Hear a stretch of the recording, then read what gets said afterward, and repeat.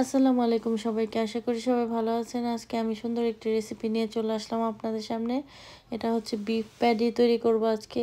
তো তার জন্য যা যা লাগবে আর ঘরে কিভাবে বানাতে হয় টোটালি আমি দেখিয়ে দেব। রসুন কোয়া নিয়েছি ১.৫টার মতো, ৪টা ডিম, আর এদিকে নিয়েছি 2টা পেঁয়াজ, বিস্কিটের গুঁড়া, তারপরে নিয়েছি হচ্ছে ধনেপাতা আর সয়া সস, আর নিয়েছি সাদা তেল, আদা রসুন বাটা আর শুকনো মরিচের গুঁড়া 2 ধরনের, আর গোলমরিচের গুঁড়া, লবণ। তো প্রথমে আমি দিয়ে দিচ্ছি 2টা পেঁয়াজকে আমি একদম কুচি কুচি করে নিয়েছি গ্রেটার দিয়ে।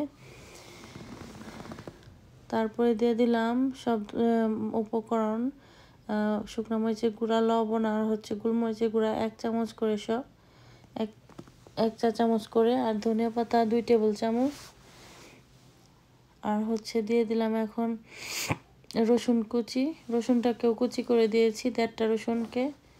এখানে আদা রসুন বাটা দিয়ে দিচ্ছি আমি 2 টিস্পুনের মতো।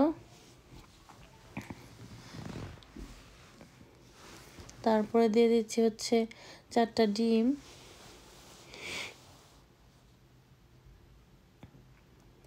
এখন দিয়ে দেব হচ্ছে সাদা তেল, এখানে 2 টেবিল চামচ সাদা তেল আছে। আর দিয়ে দিচ্ছি 1 টেবিল চামচ সয়া সস। আর বিস্কিটের গুঁড়া, এখানে 4-5টা বিস্কিটের গুঁড়া করেছিলাম আমি, 4-5টা বিস্কিটের গুঁড়া এখানে।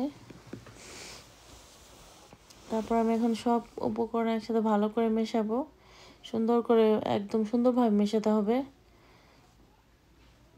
ভালোভাবে না মেশালে মানে স্বাদটা সব জায়গায় যাবে না মশলাগুলো। তো আমি সুন্দরভাবে যে মেখে নিয়েছি, দেখতে পাচ্ছেন, একদম সহজ। এটা আপনারা বাসায় বানিয়ে ফ্রিজে রেখে দিয়ে তারপরে অনেক দিন বাচ্চাদেরকে টিফিনও দিতে পারবেন বার্গার বানিয়ে। তো এটাকে আমি একটু রেস্টে রেখে দেব, তারপরে ফিরে আসছি একটু পর। এই তো আমি এখন এই প্যাটিগুলো তৈরি করব। আমি আধা ঘন্টার মতো রেখে দিয়েছিলাম। এই জন্য একটা যে কোনো বয়ামের একটা মুখ নিয়ে সেটার মধ্যে একটু তেল মাখিয়ে এভাবে এভাবে গোল শেপ করে নেবেন। আমার কাছে ওরকম শেপ করার মতো অন্য কিছু ছিল না, তাই আমি এটা ব্যবহার করছি। তো এরকম করে একটা পাতলা কাগজ নেবেন, সেটার মধ্যে এভাবেই করে দেবেন, সেটার মধ্যে এটাকে ঢেলে নেবেন। এই যে এভাবে দেখতে পাচ্ছেন, এখন এভাবে রেখে দেব। আমি সবগুলোকে আমি ডিপ ফ্রিজে রেখে তারপর ফ্রোজেন করে রেখে দেব। পরে আমি আস্তে আস্তে আমার বাচ্চাকে আমি তৈরি করে খাওয়াবো। এটা আপনারাও করতে পারেন, অনেক সহজ হয়ে যায়। বাইরে থেকে কিনতে গেলে প্রচুর দাম পড়ে। এইভাবে সবগুলো আপনারা বানিয়ে রেখে দিতে পারেন। আর এটা খেতেও বাইরের বার্গার প্যাটির থেকে খুবই মজা, বার্গারের থেকে। এই প্যাটিটা দিয়ে বানালে খুবই, এইভাবেও বানাতে পারেন। কাগজটাকে একদম মুখাটার ভিতরে দিয়ে তারপরে। তো আমি সবগুলোই যে দেখতে পাচ্ছেন সুন্দর করে বানিয়ে নিয়েছি। এগুলোকে আমি একটা বক্সের মধ্যে ঢুকিয়ে তারপরে ডিপ ফ্রিজে রেখে দেব। তো আমি বক্সটার মধ্যে সবগুলো প্যাডে এখন সুন্দর সুন্দর করে একটু সাজিয়ে নেব। এভাবে একটার উপর একটা দিয়ে আমি ডিপ ফ্রিজে রেখে দেব।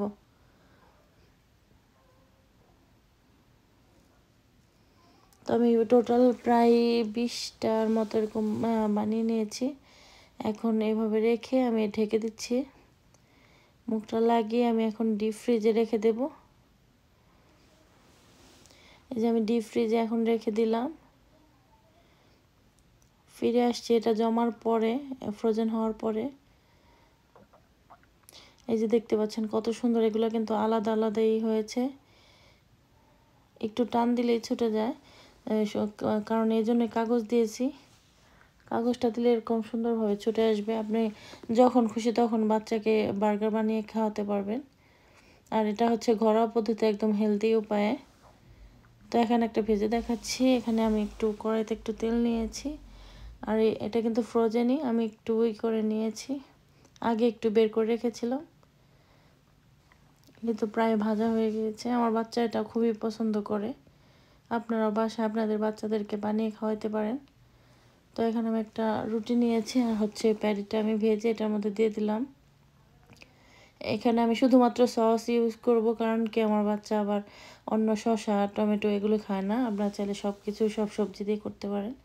তো এখন আমি দেখতে পাচ্ছেন স্যান্ডউইচটা বানিয়ে নিলাম ওর জন্য।